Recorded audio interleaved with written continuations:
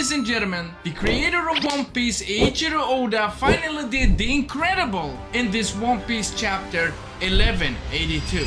A thing that has never happened in all of One Piece history. He referred to a song unlike any other, a song that is widely known as the best song of this generation. Smoking the Zaza, it goes straight to the mata. Then I'm up in the chopper, hitting the cha-cha. Straight for the mappa, up in the chopper. Ladies and gentlemen, I never thought that legendary yet so terrible song would be featured in One Piece. Welcome back to Haki Review, everybody. I hope y'all had a great day, a great night, or a great morning, wherever the hell you are from. Today we're gonna be reviewing One Piece chapter 1182, titled Zaza. But before we get into it, if you like this type of One Piece videos, the reviews of the chapters that I cover in the live reaction, and I come back, rewrite a little bit of something for you guys, and do the chapter review. If you enjoy that format, might as well subscribe to the channel and perhaps even clicking the legendary like button to help a brother out, just saying. If you like anime reactions, you should go subscribe to Haki Reactions, my second channel. Let's get into it. The chapter starts off with Oda sticking to the way he writes and the scaling that he has built for his own story. As Loki cannot even see Emu due to him being so large, yet he can still feel Emu's presence. Yes, of course, Oda is not forgetting these aspects of his story. Emu then calls Nidhogg/Loki a traitor, and he says, "To think that we would meet in this world again. Traitor." Now, I have just one small question for you. Is this the part of the mural where they say they finally meet again? Is the mural all about Nidhogg and Emu?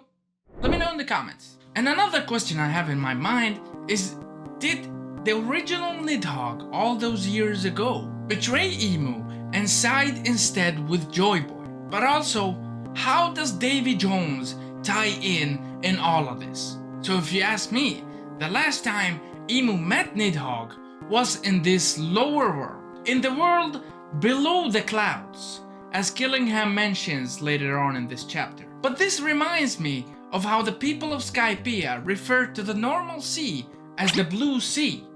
And this is perhaps a direct parallel with Marie Joie, as Marie Joie resides above the clouds, and so they have a different name for the world that is not on top of the red line, and they call it the world below the clouds. And so we cut away from the big bad fight to check on a few characters. As we should. One Piece is a very big story with an immense amount of characters, so it's only natural for us to check on them once in a while. That's why we see Lilith and Bonnie in this chapter, two characters that, in the grand scheme of things, has not really done much in this Elbaf arc. And they are trying to figure out the person behind the black flames and the omnibus power. But that for me is minus points for Lilith. Vegapunk!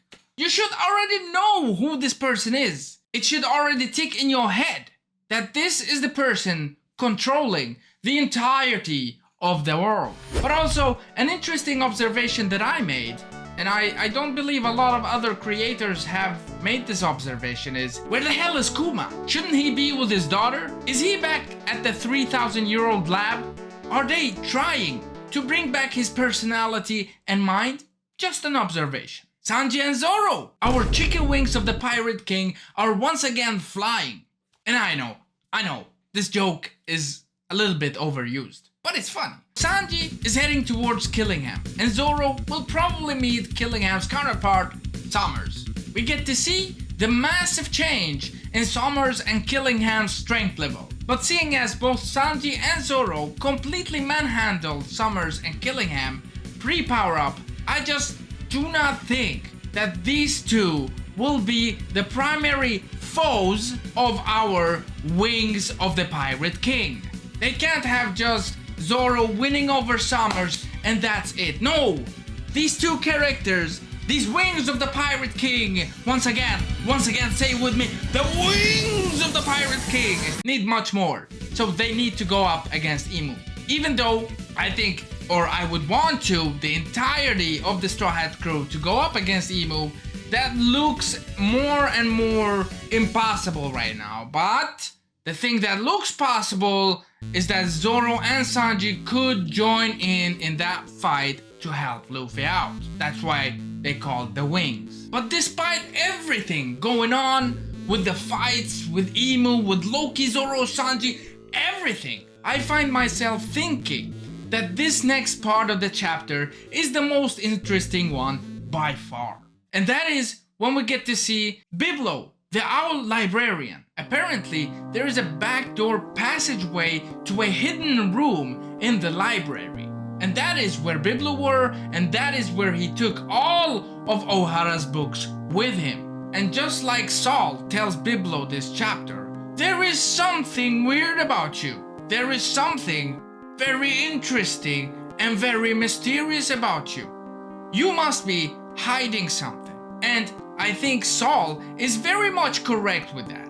But what is what is Biblo actually hiding? Something just clicks in my head and tells me this owl was once a human. He somehow got cursed from doing something wrong, just like Zunisha. His mystery is one of my favorite mysteries in all of Elbaf. And so Summers tries to accomplish his mission this time by bringing in another ship so that they could kidnap the kids. But Killingham almost put their mission in jeopardy when he accidentally summons his own nightmare monster, the god of the rain, Zaza. As I said earlier, this is the part where he explains everything about the people of Marijwa kind of fearing the rain.